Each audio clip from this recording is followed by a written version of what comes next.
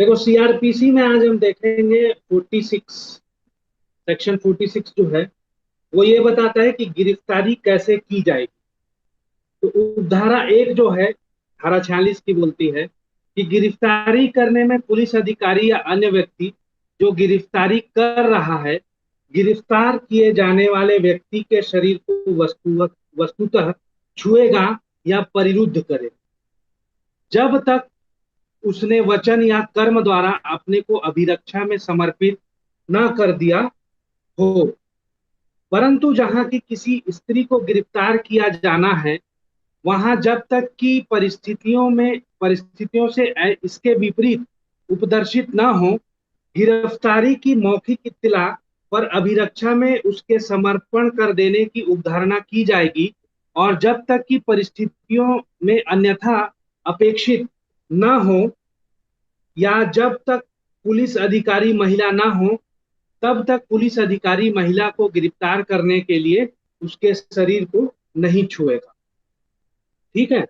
उपधारा 2 है कि यदि ऐसा व्यक्ति अपने गिरफ्तार किए जाने के प्रयास का बलात् प्रतिरोध करता है, ठीक है, बल लगा के प्रतिरोध करता है या गिरफ्तारी से बचने का प्रयत्न करता है, तो ऐसे पुलिस अधिकारी या अन्य व्यक्ति गिरफ्तार करने के लिए आवश्यक सब साधनों का उपयोग में ला सकता है। तो उसको गिरफ्तार करने के लिए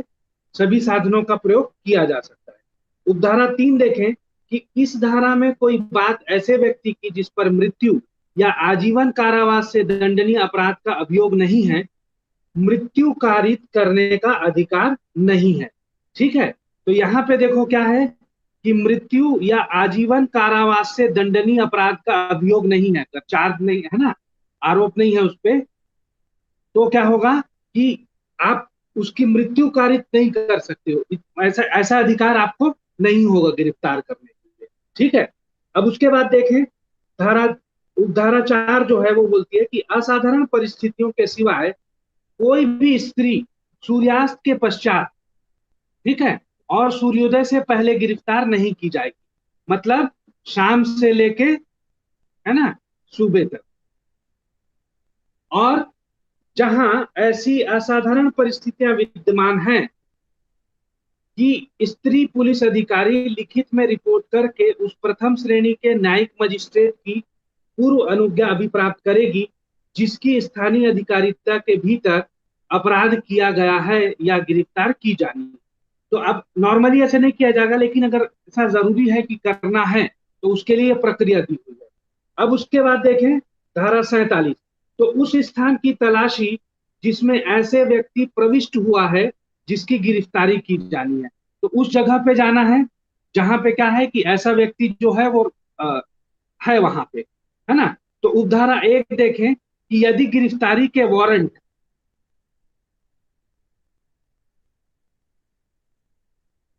के अधीन कार्य करने वाले किसी व्यक्ति को या गिरफ्तारी करने के लिए प्राधिकृत किसी पुलिस अधिकारी को यह विश्वास करने का कारण है कि वह व्यक्ति जिसे गिरफ्तार किया जाना है किसी स्थान में प्रविष्ट हुआ है या उसके अंदर,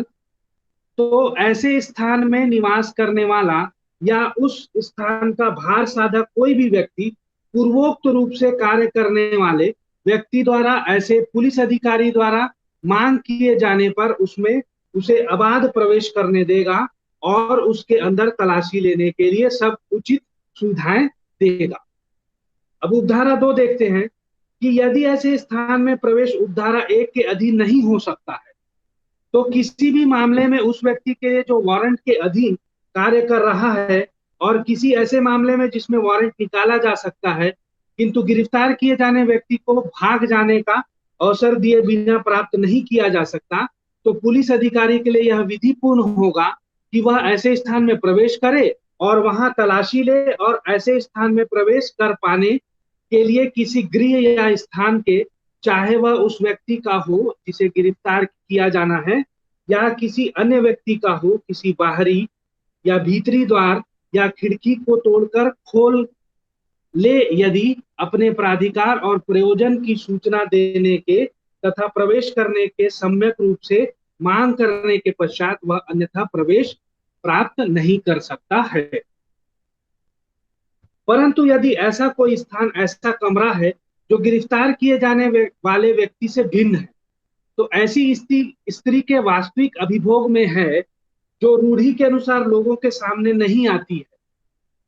तो ऐसा व्यक्ति या पुलिस अधिकारी उस कमरे में प्रवेश करने से पूर्व उस स्त्री को सूचना देगा कि वह वहां से हट जाने के लिए स्वतंत्र है, और हट जाने के लिए उसे प्रत्येक उचित सुविधा देगा, और तब कमरे को तोड़कर खोल सकता है और उसमें प्रवेश कर सकता है। अब उपधारा 3 देखें कि कोई पुलिस अधिकारी या गिरफ्तार करने के लिए प्राधिकृत अन्य किसी गृह या स्थान का कोई बाहरी या भीतरी द्वार या खिड़की अपने को या किसी अन्य व्यक्ति को जो गिरफ्तार करने के प्रयोजन से विधि पूर्वक प्रवेश करने के पश्चात वहां निरुद्ध है, मुक्त करने के लिए तोड़कर खोल सकता है। धारा 48 अन्य अधिकारिताओं में अपराधियों का पीछा करना। तो पुलिस अधिकारी ऐसे किसी व्यक्ति को जिसे गिरफ्तार करने के लिए वह प्राधिकृत है, वारंट के बिना गिरफ्तार करने के प्रयोजन से भारत के किसी स्थान में उस व्यक्ति का पीछा कर सकता है। धारा 49 अनावश्यक अवरोध न करना। तो गिरफ्तार किए गए व्यक्ति को उससे अधिक अवरुद्ध न किया जाएगा जितना उसको निकल भागने से रोकने के लिए आवश्यक है। ठीक है। अब धारा 50 देखते हैं कि गिरफ्तार किए गए व्यक्ति को गिरफ्तारी के आधारों और जमानत के अधिकार की इत्तला दी जाए। तो उपधारा 1 जो है, किसी व्यक्ति को वारंट के बिना गिरफ्तार करने वाला प्रत्येक पुलिस अधिकारी या अन्य व्यक्ति उस व्यक्ति को उस अपराध की जिसके लिए वह गिरफ्तार किया गया है पूर्ण विशिष्टियां या ऐसी गिरफ्तारी के लिए अन्य आधार तुरंत संसूचित करेगा। उपधारा 2 जहां कोई पुलिस अधिकारी अजमानती अपराध के अभियुक्त व्यक्ति से भिन्न किसी व्यक्ति को वारंट के बिना गिरफ्तार करता है, वहां वह गिरफ्तार किए गए व्यक्ति को इत्तला देगा कि वह जमानत पर छोड़े जाने का हकदार है और वह अपनी ओर से प्रतिभुओं का इंतजाम करे। धारा 50 ए कि गिरफ्तार करने वाले व्यक्ति की गिरफ्तारी आदि के बारे में नामित व्यक्ति को जानकारी देने की बाध्यता। तो उपधारा 1 है ना, इस संहिता के अधीन कोई गिरफ्तारी करने वाला प्रत्येक पुलिस अधिकारी या अन्य व्यक्ति ऐसी गिरफ्तारी और उस स्थान के बारे में जहां गिरफ्तार किया गया व्यक्ति रखा जा रहा है जानकारी उसके मित्रों, नातेदारों या ऐसे अन्य व्यक्ति को जो गिरफ्तार किए गए व्यक्ति द्वारा ऐसे जानकारी देने के प्रयोजन के लिए प्रकट या नाम निर्दिष्ट किया जाएगा, तुरंत देगा। उपधारा 2 पुलिस अधिकारी गिरफ्तार किए गए व्यक्ति को जैसे ही वह पुलिस थाने में लाया जाता है, उपधारा 1 के अधीन उसके अधिकारों के बारे में सूचित करेगा। उपधारा 3 इस तथ्य की प्रविष्टि की ऐसे व्यक्ति की गिरफ्तारी की इत्तला किसे दी गई है पुलिस थाने में रखे जाने वाली पुस्तक में ऐसे प्रारूप में जो राज्य सरकार इस द्वारा इस निमित्त विहित किया जाए की जाएगी। उसके बाद उपधारा 4 उस मजिस्ट्रेट का जिसके समक्ष ऐसे गिरफ्तार किया गया व्यक्ति पेश किया जाता है या कर्तव्य होगा कि वह अपना समाधान करे कि उपधारा 2 और उपधारा 3 की अपेक्षाओं का ऐसे गिरफ्तार किए गए व्यक्ति के संबंध में अनुपालन किया गया है। धारा 51 गिरफ्तार किए गए व्यक्तियों की तलाशी। तो उपधारा 1 जब कभी पुलिस अधिकारी द्वारा ऐसे वारंट के अधीन जो जमानत लिए जाने का उपबंध नहीं करता है या ऐसे वारंट के अधीन जो जमानत के लिए जाने का उपबंध करता है किंतु गिरफ्तार किया गया व्यक्ति जमानत नहीं दे सकता, तो कोई व्यक्ति गिरफ्तार किया जाता है जब कभी कोई व्यक्ति वारंट के बिना प्राइवेट व्यक्ति द्वारा वारंट के अधीन गिरफ्तार किया जाता है और वैध रूप से उसकी जमानत नहीं ली जा सकती या वह जमानत देने में असमर्थ है, तब गिरफ्तारी करने वाला अधिकारी या जब गिरफ्तारी प्राइवेट व्यक्ति द्वारा की जाती है तब वह पुलिस अधिकारी जिसे वह व्यक्ति गिरफ्तार किए गए व्यक्ति को सौंपता है उस व्यक्ति की तलाशी ले सकता है और पहनने के आवश्यक वस्तुओं को छोड़कर उसके पास पाई गई सब वस्तुओं को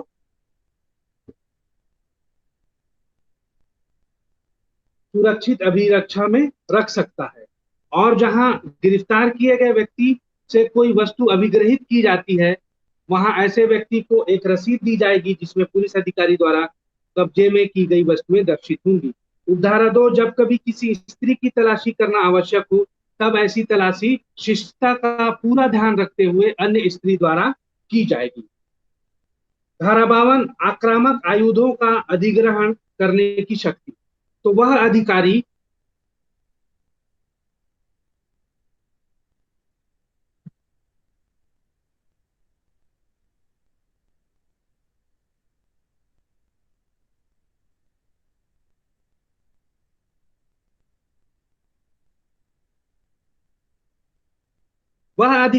या अन्य व्यक्ति जो इस संहिता के अधीन गिरफ्तारी करता है या गिरफ्तार किए गए व्यक्ति को कोई आक्रामक आयुध जो उसके शरीर पर हो ले सकता है, और ऐसे लिए गए सब आयुध उस न्यायालय या अधिकारी को परिदत्त करेगा जिसके समक्ष वह अधिकारी या गिरफ्तार करने वाला व्यक्ति गिरफ्तार किए गए व्यक्ति को पेश करने के लिए इस संहिता द्वारा अपेक्षित है। धारा 53, पुलिस अधिकारी की प्रार्थना पर चिकित्सा व्यवसायी द्वारा अभियुक्त की परीक्षा। तो देखिए, उपधारा 1, जब कोई व्यक्ति ऐसा अपराध करने के आरोप में गिरफ्तार किया जाता है जो ऐसी प्रकृति का है और जिसका ऐसी परिस्थितियों में किया जाना अभी कथित है कि यह विश्वास करने का उचित आधार है कि उसकी शारीरिक परीक्षा ऐसे अपराध किए जाने के बारे में साक्ष्य प्रदान करेगी, तो ऐसे पुलिस अधिकारी की जो उप निरीक्षक की पंक्ति से नीचे का ना हो, प्रार्थना पर कार्य करने में रजिस्ट्रीकृत चिकित्सा व्यवसायी के लिए और सद्भाव पूर्वक उसकी सहायता करने में और उसके निर्देशाधीन कार्य करने में किसी व्यक्ति को यह विधिपूर्ण होगा कि वह गिरफ्तार किए गए व्यक्ति को ऐसी परीक्षा करे जो उन तथ्यों को जो ऐसा साक्ष्य प्रदान कर सके अभिनिश्चित करने के लिए उचित रूप से आवश्यक और उतना बल प्रयोग करे जितना उस प्रयोजन के लिए उचित रूप से आवश्यक है। उपधारा 2, जब कभी इस धारा के अधीन किसी स्त्री का शारीरिक परीक्षा की जानी है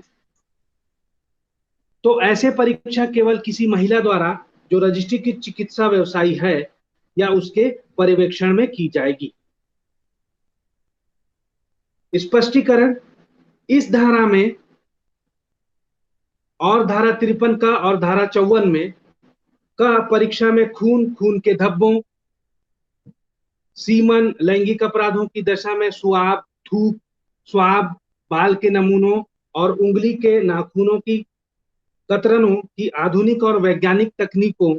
के जिसके अंतर्गत डीएनए प्रोफाइल करना भी प्रयोग द्वारा परीक्षा और ऐसे अन्य परीक्षण हैं जिन्हें रजिस्ट्रीकृत चिकित्सा व्यवसाय किसी विशिष्ट मामले में आवश्यक समझता है सम्मिलित होंगे।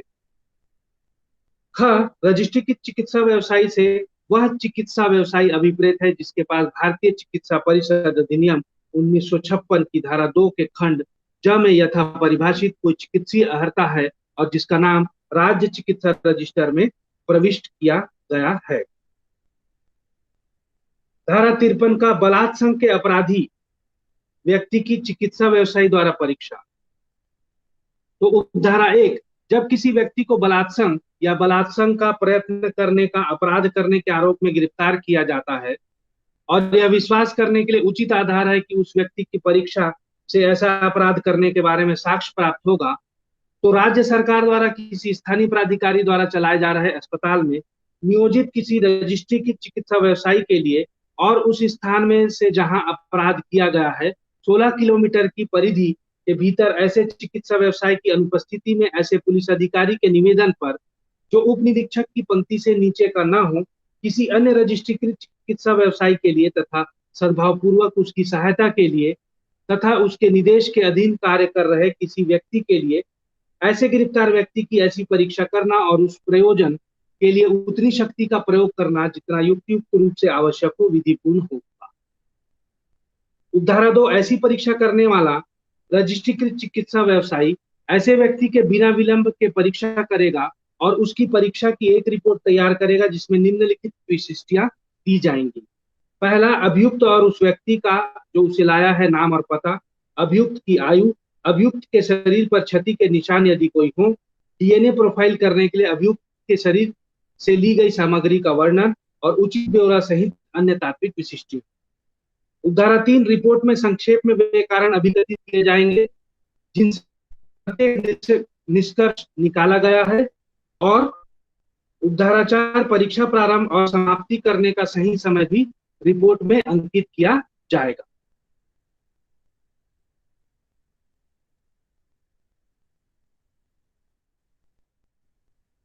उपधारा 5, रजिस्ट्रीकृत चिकित्सा व्यवसायी बिना विलंब के अन्वेषण अधिकारी को रिपोर्ट भेजेगा, जो उसे धारा 173 में निर्दिष्ट मजिस्ट्रेट को उस धारा की उपधारा 5 के खंड क में विनिर्दिष्ट दस्तावेजों के भाग रूप में भेजेगा। धारा 54, गिरफ्तार व्यक्ति की चिकित्सा अधिकारी द्वारा परीक्षा। तो जब कोई व्यक्ति गिरफ्तार किया जाता है, तब गिरफ्तार किए जाने के तुरंत पश्चात उसकी केंद्रीय सरकार या राज्य सरकार के सेवाधीन चिकित्सा अधिकारी, और जहां चिकित्सा अधिकारी उपलब्ध नहीं होता वहां रजिस्ट्रीकृत चिकित्सा व्यवसायी द्वारा परीक्षा की जाती है। परंतु जहां गिरफ्तार किया गया व्यक्ति महिला है, वहां उसके शरीर की परीक्षा केवल महिला चिकित्सा अधिकारी, और जहां महिला चिकित्सा अधिकारी उपलब्ध नहीं है वहां रजिस्ट्रीकृत महिला चिकित्सा अधिकारी द्वारा या उसके पर्यवेक्षणाधीन की जाएगी। दूसरा, गिरफ्तार किए गए व्यक्ति की इस प्रकार परीक्षा करने वाला चिकित्सा अधिकारी या रजिस्ट्रीकृत चिकित्सा व्यवसायी ऐसी परीक्षा का अभिलेख तैयार करेगा जिसमें गिरफ्तार किए गए व्यक्ति के शरीर